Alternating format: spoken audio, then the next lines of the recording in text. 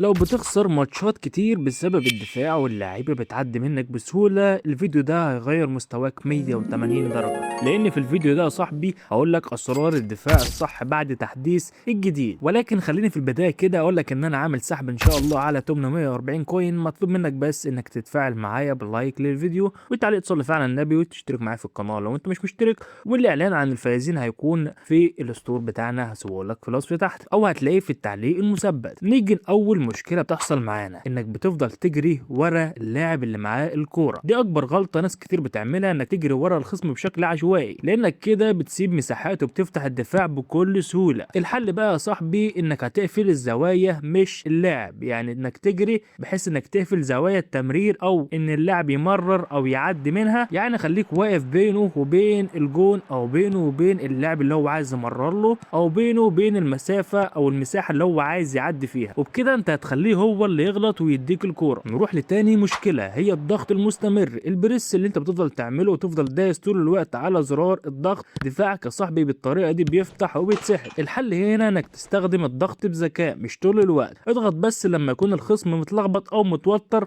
او يكون حتى ظهره الى المرمى. تالت مشكله انك تغير المؤشر على اللاعب الغلط او انك تفضل تغير المؤشر كتير بشكل عشوائي. والحل هنا انك تختار اقرب لاعب للموقف وتخليه هو اللي ثابت عليه المؤشر، وخليك ثابت عليه لحد ما تقطع الكوره. رابع مشكله هي الاندفاع او التاكلينج في وقت غلط. لو بتعمل تاكلينج في وقت غلط او بتدخل بشكل عشوائي، تدخل تاكل بشكل عشوائي اللاعب بالنجيله بالكوره، غالبا انت كده هتترقص بكل سهوله. الحل يا صاحبي انك تستنى اللحظه الصح لحد لما الكوره تبعد شويه عن الخصم وتروح عامل تاكلينج وتاخد الكوره بكل سهوله. تعال بقى اقول لك الزتونه او الخلاصه في الفيديو. اهم السر هيحولك لمحترف، مش لازم تاخد الكوره بنفسك، اقطع خطوط التمرير وخلي الخصم هو اللي يغلط ويديك الكوره. وفي النهايه لو طبقت الكلام ده مستواك في الدفاع يختلف تماما. اكتب لي في كومنت اكتر مشكله بتواجهك في الدفاع ايه، وما تنساش بقى اللايك والاشتراك عشان فيديوهات كتير انزلها لك ان شاء الله.